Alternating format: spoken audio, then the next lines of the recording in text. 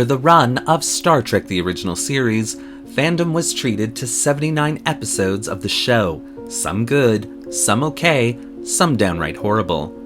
But like most series, there were quite a few episodes that never made it into the Star Trek run. But what were these episodes about? Well, today, we'll find out.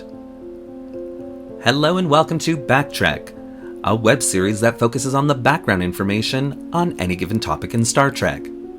In this episode, we're taking a look at some more of the abandoned episode ideas for Star Trek the Original Series, to better understand their place in Star Trek history.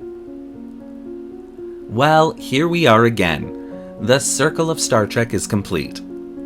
Having such success with the first run of videos on undeveloped Star Trek episode ideas for each series, we're back for round 2 here in TOS land. So sit back, relax, and enjoy these never-produced Star Trek gems.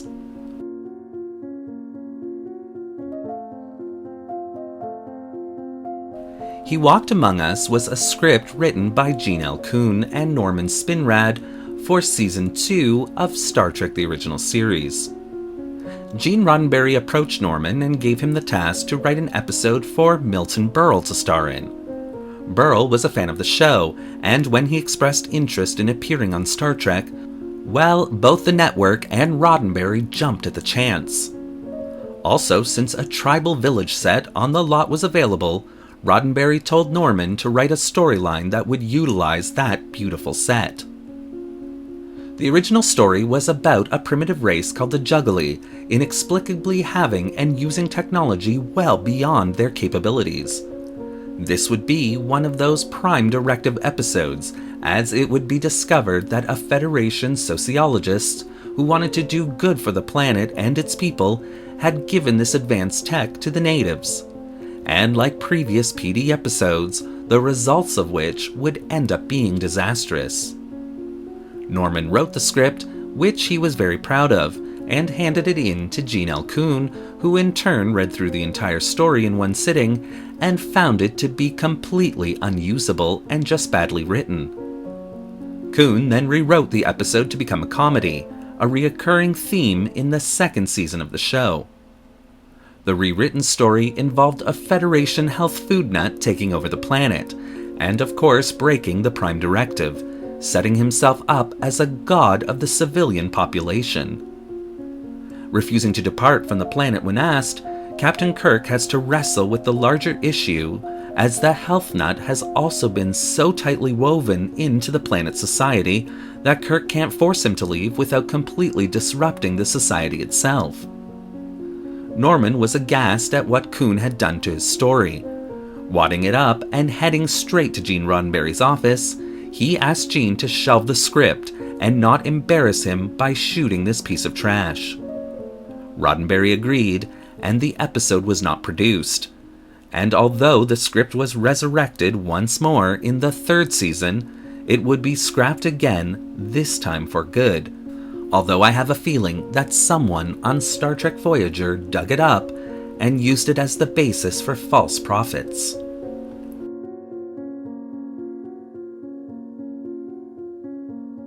This is an unusual story idea, one that no one took credit for, but it is believed to have been written by none other than Gene Roddenberry himself, as the outline was stored in Gene's personal archive. Hitler's father would have seen the Enterprise engaging in a temporal experiment, the results of which would beam a 19th century man on board the starship. This man of German descent would befriend the crew while they worked on the problem of returning the man to his own time period. As the title suggests, eventually it would be discovered that the man was actually Hitler's father, and a Jewish geneticist aboard the Enterprise would demand the man be taken into custody and forcibly sterilized to prevent his evil son from ever being born.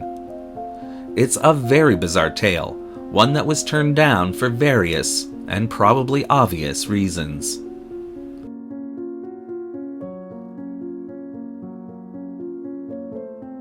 A story outlined by science fiction writer Philip Jose Farmer, Image of the Beast would see the Enterprise discovering the wreck of an immense alien spaceship crash-landed on a desert planet. While searching the ghost ship, the crew begin to experience memory loss and strange hallucinations. Eventually, the audience and the crew learn that during a blackout, they had devices implanted into their skulls by telepathic aliens who are attempting to communicate with our heroes. Though considered to be a brilliant piece of writing, the story itself was deemed both far too expensive to produce and far too cerebral for the show by NBC.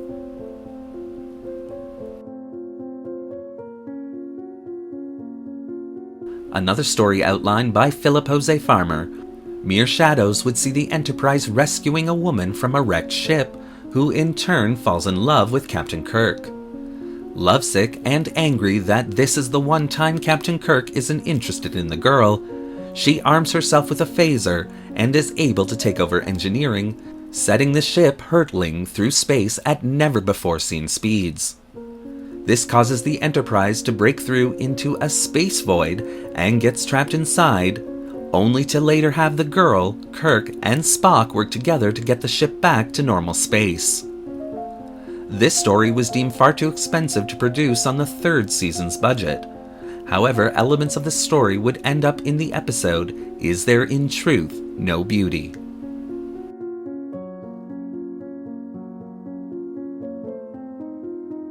A story by veteran science fiction writer A.E. Van Vogt, Miss Gulliver is a strange tale at best.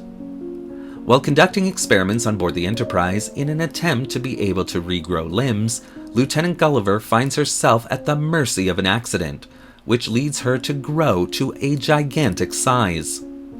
After a lot of back and forth, mostly boring lovey-dovey stuff with her lieutenant boyfriend, Kirk would be forced to leave Miss Gulliver on an uninhabited planet.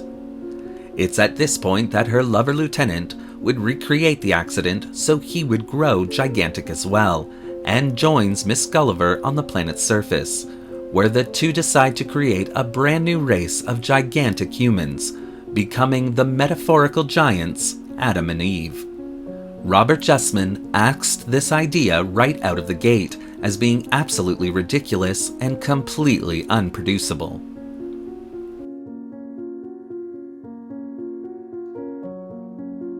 Written by John Meredith Lucas, who wrote the episode The Changeling, the Lost Star would see the USS Enterprise on a routine star mapping mission, when all of a sudden the ship would be rocked around after hitting what eventually would be discovered to be a force field in space. After taking damage reports, it would be discovered that this force field actually prevented an entire solar system from being discovered, and since the ship is so badly damaged, Kirk has no choice but to send a landing party down to one of the planets in the system to collect the resources needed to fix the starship. Once on the surface, the landing party discovers a race of primitive humans, allegedly kept as slaves by a race they called the Old Ones, that live in a modern city on the planet. Eventually, through a mind meld, Spock discovered that the Old Ones had died centuries beforehand in a genocidal war that they had brought upon themselves, and the force field was created to camouflage their solar system in order to prevent the surviving native population from harmful outside intervention. Only a few selected leaders are aware of the technology left behind by their ancestors. Through the mind meld, Spock is able to convince Kolos, one of the few selected, that the Enterprise and the Federation do not intend any harm, and eventually, after repairs on the ship are completed, the Enterprise is set free by Kolos, creating a tunnel in space through the force field. Though a solid story that to me sounds like great Star Trek, The Lost Star would be rejected outright for lacking excitement, color, and emotional involvement.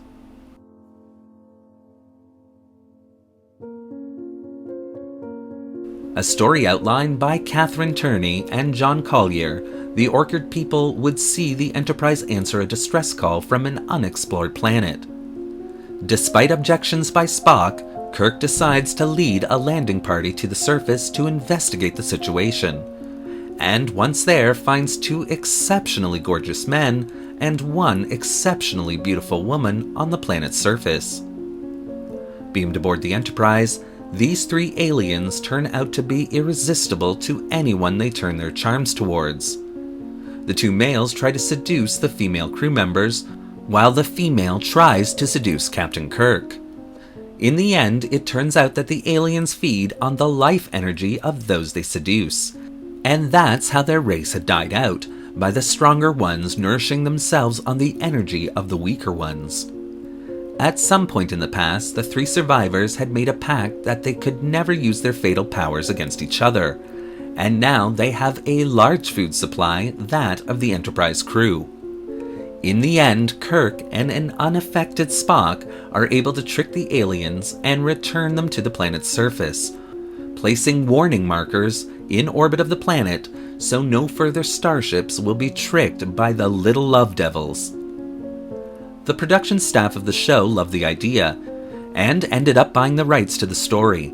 However, as Turney and Collier had just relocated to Europe, logistics and time conflicts prevented it from being developed into an episode. There are many ideas in these stories that would see their way into future Star Trek and other science fiction series. Though, stepping back and wondering what Star Trek could have been had these episodes actually made it into production fascinates me to no end, adding just a little tiny bit more to the Star Trek universe and fandom's imagination as a whole, and truly adding weight to one of Star Trek's opening lines, "Where no man has gone before."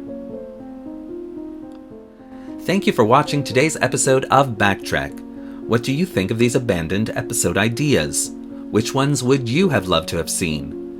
Well, leave your comments in the section below, and don't forget to like the video and subscribe to the channel, hitting that little bell icon so you won't miss a single video we release. Want to help the channel flesh out its own storylines? Then consider becoming a channel patron. The link to our Patreon account is in the description below. Thanks again for watching. Live long and prosper.